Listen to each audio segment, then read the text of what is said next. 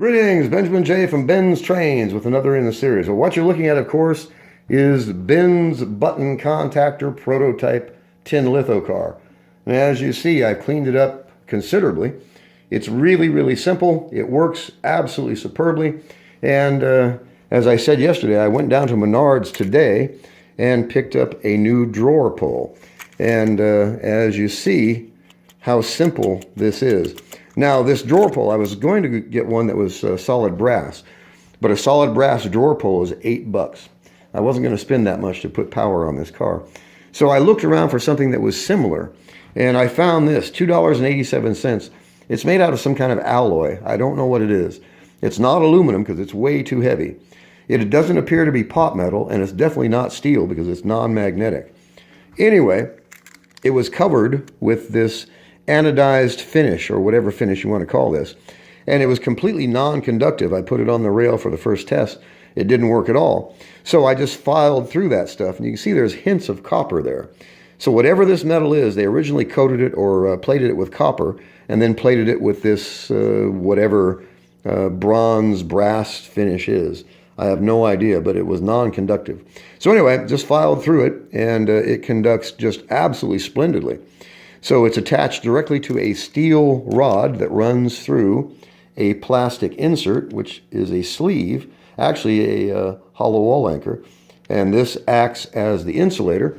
And then, so I didn't have to keep soldering and unsoldering the wire, I've taken a piece of wire and wrapped it 2 times around a rubber grommet.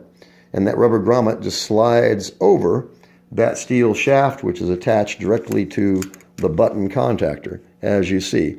Approximately 1/4 inch of movement is all that's required. And the nice thing about this, of course, is I can just take it apart anytime I want to without having to unsolder anything. And then I took a brass strip, bored a hole in it, opened it up with a tapered reamer, and the bulb just screws into this. Made a couple of bends, and then I soldered it directly to the car. I just scraped the paint off in that little rectangle, and then just soldered it directly to the chassis. Now, I'm waiting for those E10 sockets to get here. So as soon as those sockets arrive, I'll just replace all this with a socket, and you'll just screw the bulb in and out. There won't be any wires going to the actual bulb itself.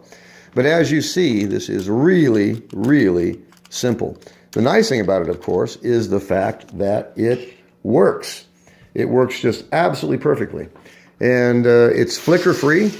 And the nice thing about it is it doesn't add a great deal of drag. Even though this is really heavy, it's only touching that center rail. As you see, it works just absolutely splendidly. And it doesn't make any difference which direction you have it on the rail. It works either way just as well. So let's take this over and we'll put it on the tin litho consist. First, I'll push it around the track as usual. Let me turn the power off. Put the locomotive in forward, and we'll take this around, and you're going to see that this runs as constant as a northern star. It looks almost like it's attached to a wire. There's no flicker in it at all. It runs just absolutely splendidly, just perfectly. It's really simple, one moving part. It's robust, it's never going to wear out.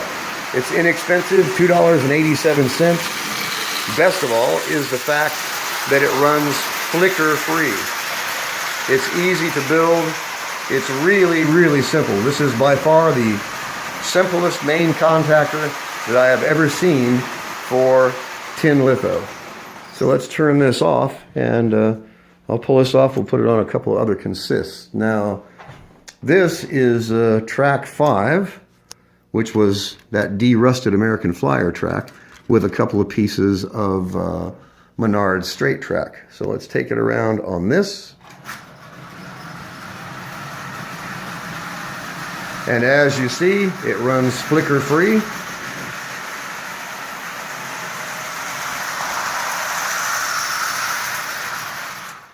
And we'll just swap it over to this track. Now, track 6 is American Flyer track, completely original that I de-rusted last week.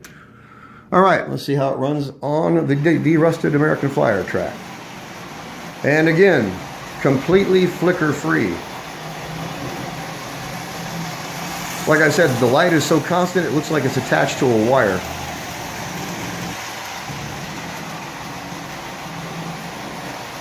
So it doesn't make any difference what direction you run it. And the nice thing about it, of course, is you don't have to worry about irregularities in your rail.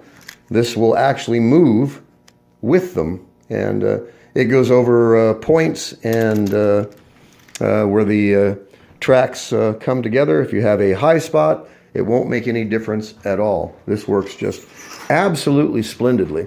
So let's take it over to the consist, and let's put it on the tin litho consist and take this around.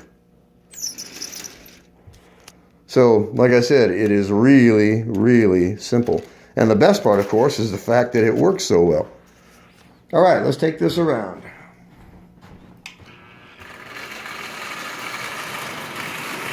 And as you see,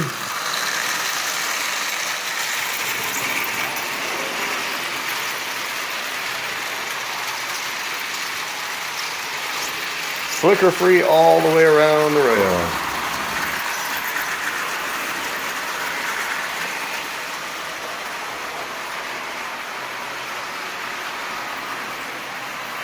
So, an experiment that worked. Like I said, this is by far the simplest contactor I have ever seen to power a tin litho car. It only takes a minute to do it. Costs $2.87. Best of all, it works. It works absolutely perfectly. And it's so simple that you could power virtually every car on your layout.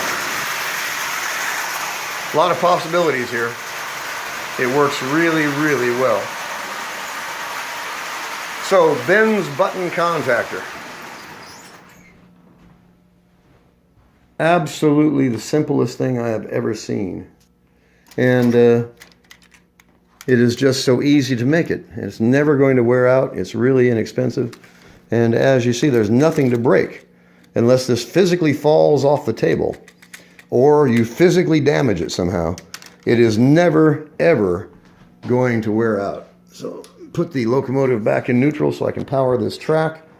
And as you see, it doesn't make any difference which way it runs. And it runs just absolutely splendidly. I couldn't say that there's any way to make it work better than it does. It's just so simple. Why no one else has done this, I have no idea. And perhaps someone has, but there's no videos on it, that's for sure. So it's really simple. It works. It's inexpensive. It's virtually indestructible. Only takes a few minutes to make it. And best of all, it works better than any contactor that I've seen. It's absolutely flicker free. So I just want to do a quick video on the finished prototype. And for being made out of junk, you got to admit, that doesn't look too bad. It's really simple. It's never going to wear out. And like I said, when those sockets arrive, I'll just remove the bracket, I'll mount a socket on here, run the power to it, and then you just screw the bulb in. So it's really, really simple. So I'll be running this for the next few days just to see how it holds up, if any bugs develop, but so far so good. I can't imagine anything going wrong with this. It is just, it's the simplest thing I've ever seen. No muss, no fuss. Like I said, it is never, ever going to wear out.